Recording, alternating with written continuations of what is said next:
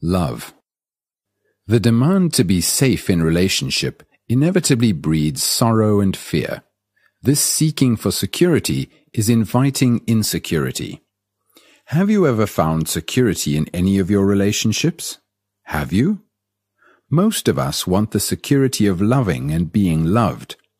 But is there love when each one of us is seeking his own security, his own particular path? We are not loved because we don't know how to love. What is love? The word is so loaded and corrupted that I hardly like to use it. Everybody talks of love. Every magazine and newspaper and every missionary talks everlastingly of love. I love my country. I love my king. I love some book. I love that mountain. I love pleasure. I love my wife. I love God. Is love an idea? If it is, it can be cultivated, nourished, cherished, pushed around, twisted in any way you like. When you say you love God, what does it mean? It means that you love a projection of your own imagination, a projection of yourself clothed in certain forms of respectability according to what you think is noble and holy. So to say, I love God, is absolute nonsense. When you worship God, you are worshipping yourself, and that is not love. Because we cannot solve this human thing called love, we run away into abstractions. Love may be the ultimate solution to all man's difficulties, problems, and travails. So how are we going to find out what love is? By merely defining it? The Church has defined it one way, society another, and there are all sorts of deviations and perversions. Adoring someone, sleeping with someone, the emotional exchange, the companionship. Is that what we mean by love? That has been the norm, and it has become so tremendously personal, sensuous, and limited that religions have declared that love is something much more than this. In what they call human love, they see there is pleasure, competition, jealousy, the desire to possess, to hold, to control, and to interfere with another's thinking. Knowing the complexity of all this, they say there must be another kind of love, divine, beautiful, untouched, uncorrupted. Throughout the world, so-called holy men have maintained that to look at a woman is something totally wrong. They say you cannot come near to God if you indulge in sex. Therefore, they push it aside, although they are eaten up with it. But by denying sexuality, they put out their eyes and cut out their tongues, for they deny the whole beauty of the earth. They have starved their hearts and minds. They are dehydrated human beings. They have banished beauty because beauty is associated with a woman. Can love be divided into the sacred and the profane, the human and the divine, or is there only love? Is love of the one and not of the many? If I say, I love you, does that exclude the love of the other? Is love personal or impersonal, moral or immoral, family or non-family? If you love mankind, can you love the particular? Is love sentiment? Is love emotion? Is love pleasure and desire? All these questions indicate, don't they, that we have ideas about love, ideas about what it should or should not be, a pattern or a code developed by the culture in which we live. So to go into the question of what love is, we must first free it from the encrustation of centuries, put away all ideals and ideologies of what it should or should not be. To divide anything into what should be and what is the most deceptive way of dealing with life. Now, how am I going to find out what this flame is which we call love? Not how to express it to another, but what it means in itself? I will first reject what the church, what society, what my parents and friends, what every person and every book has said about it, because I want to find out for myself what it is. Here is an enormous problem that involves the whole of mankind. There have been 1,000 ways of defining it, and I myself am caught in some pattern or other according to what I like or enjoy at the moment. So shouldn't I, in order to understand it, first free myself from my own inclinations and prejudices? I am confused, torn by my own desires, so I say to myself, first clear up your own confusion. Perhaps you may be able to discover what love is through what it is not. The government says, go and kill for the love of your country. Is that love? Religion says, give up sex for the love of God. Is that love? Is love desire? Don't say no. For most of us it is. Desire with pleasure, the pleasure that is derived through the senses, through sexual attachment and fulfillment. I am not against sex, but see what is involved in it. What sex gives you momentarily is the total abandonment of yourself. Then you are back again with your turmoil. So you want a repetition over and over again of that state which there is no worry, no problem, no self. You say you love your wife. In that love is involved sexual pleasure, the pleasure of having someone in your house to look after your children, to cook. You depend on her.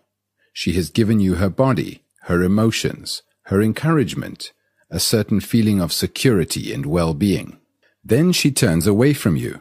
She gets bored or goes off with someone else, and your whole emotional balance is destroyed. And this disturbance, which you don't like, is called jealousy. There is pain in it, anxiety, hate and violence. So what you are really saying is, as long as you belong to me, I love you, but the moment you don't, I begin to hate you. As long as I can rely on you to satisfy my demands, sexual and otherwise, I love you, but the moment you cease to supply what I want, I don't like you. So there is antagonism between you, there is separation, and when you feel separate from another, there is no love. But if you can live with your wife without creating all these contradictory states, these endless quarrels in yourself, then perhaps, you will know what love is. Then you are completely free, and so is she. Whereas if you depend on her for all your pleasure, you are a slave to her. So when one loves, there must be freedom, not only from the other person, but from oneself. This belonging to another, being psychologically nourished by another, depending on another, in all this there must always be anxiety, fear, jealousy, guilt, and so long as there is fear, there is no love. A mind ridden with sorrow will never know what love is. Sentimentality and emotionalism have nothing whatsoever to do with love. And so, love is not to do with pleasure and desire. Love is not the product of thought, which is the past. Love cannot possibly cultivate love. Love is not hedged about and caught in jealousy, for jealousy is of the past. Love is always present. It is not, I will love, or I have loved. If you know love, you will not follow anybody. Love does not obey. When you love, there is neither respect nor disrespect. Don't you know what it means really to love somebody? To love without hate, without jealousy, without anger, without wanting to interfere with what he is doing or thinking, without condemning, without comparing. Don't you know what it means? Where there is love, is there comparison? When you love someone with all your heart, with all your mind, with all your body, with your entire being, is there comparison? When you totally abandon yourself to that love, there is not the other. Does love have responsibility and duty? And will it use those words? When you do something out of duty, is there any love in it? In duty, there is no love. The structure of duty in which the human being is caught is destroying him. So long as you are compelled to do something because it is your duty, you don't love what you are doing. When there is love, there is no duty and no responsibility. Most parents unfortunately think they are responsible for their children, and their sense of responsibility takes the form of telling them what they should do and what they should not do, what they should become and what they should not become. The parents want their children to have a secure position in society. What they call responsibility is part of that respectability they worship. And it seems to me that where there is respectability, there is no order. They are concerned only with becoming a perfect bourgeois. When they prepare their children to fit into society, they are perpetuating war, conflict, and brutality. Do you call that care and love? Really, to care is to care as you would for a tree or a plant, watering it, studying its needs, the best soil for it, looking after it with gentleness and tenderness. But when you prepare your children to fit into society, you are preparing them to be killed. If you loved your children, you would have no war. When you lose someone you love, you shed tears. Are your tears for yourself or for the one who is dead? Are you crying for yourself or for another? Have you ever cried for another? Have you ever cried for your son who is killed on the battlefield? You have cried, but do those tears come out of self-pity? Or have you cried because a human being has been killed? If you cry out of self-pity, your tears have no meaning because you are concerned about yourself. If you are crying because you are bereft of one in whom you have invested a great deal of affection, it was not really affection. When you cry for your brother who dies, cry for him. It is very easy to cry for yourself because he is gone. Apparently you are crying because your heart is touched, but it is not touched for him. It is only touched by self-pity, and self-pity makes you hard, encloses you, makes you dull and stupid. When you cry for yourself, is it love? Crying because you are lonely, because you have been left, because you are no longer powerful, complaining of your lot, your environment, always you in tears. If you understand this, which means to come in contact with it as directly as you would touch a tree or a pillar or a hand, then you will see that sorrow is self-created. Sorrow is created by thought. Sorrow is the outcome of time. I had my brother 3 years ago. Now he is dead. Now I am lonely, aching. There is no one to whom I can look for comfort or companionship, and it brings tears to my eyes. You can see all this happening inside yourself if you watch it. You can see it fully, completely in one glance, not take analytical time over it. You can see in a moment the whole structure and nature of this shoddy little thing called me. My tears, my family, my nation, my belief, my religion. All that ugliness, it is all inside you. When you see it with your heart, not with your mind, when you see it from the very bottom of your heart, then you have the key that will end sorrow. Sorrow and love cannot go together, but in the Christian world they have idealized suffering, put it on a cross and worshipped it, implying that you can never escape from suffering except through that one particular door, and this is the whole structure of an exploiting religious society. So when you ask what love is, you may be too frightened to see the answer. It may mean complete upheaval. It may break up the family. You may discover that you do not love your wife or husband or children. Do you? You may have to shatter the house you have built. You may never go back to the temple. But if you still want to find out, you will see that fear is not love. Dependence is not love. Jealousy is not love. Possessiveness and domination are not love. Responsibility and duty are not love. Self-pity is not love. The agony of not being loved is not love. Love is not the opposite of hate. More than humility is the opposite of vanity. So if you can eliminate all these, not by forcing them, but by washing them away as the rain washes the dust of many days from a leaf, then perhaps you will come upon this strange flower which man always hungers after. If you have not got love, not just in little drops but in abundance, if you are not filled with it, the world will go to disaster. You know intellectually that the unity of mankind is essential, and that love is the only way. But who is going to teach you how to love? Will any authority, any method, any system tell you how to love? If anyone tells you, it is not love. Can you say, I will practice love? I will sit down day after day and think about it. I will practice being kind and gentle and force myself to pay attention to others? Do you mean to say that you can discipline yourself to love? Exercise the will to love. When you exercise discipline and will to love, love goes out of the window. By practicing some method or system of loving, you may become extraordinarily clever or more kindly or get into a state of non-violence, but that has nothing whatsoever to do with love. In this torn desert world, there is no love, because pleasure and desire play the greatest roles. Yet without love, your daily life has no meaning. And you cannot have love if there is no beauty. Beauty is not something you see, not a beautiful tree, a beautiful picture, a beautiful building, or a beautiful woman. There is beauty only when your heart and mind know what love is.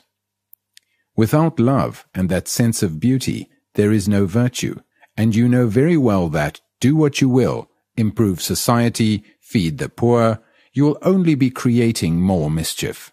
For without love, there is only ugliness and poverty in your own heart and mind. But when there is love and beauty, whatever you do is right. Whatever you do is in order. If you know how to love, then you can do what you like, because it will solve all other problems. So we reach the point, can the mind come upon love without discipline, without thought, without enforcement, without any book, any teacher or leader? Come upon it as one comes upon a lovely sunset? It seems to me that one thing is absolutely necessary, and that is passion without motive. Passion that is not the result of some commitment or attachment. Passion that is not lust.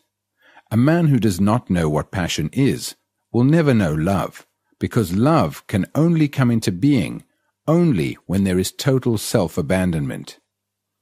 A mind that is seeking is not a passionate mind, and to come upon love without seeking is the only way to find it.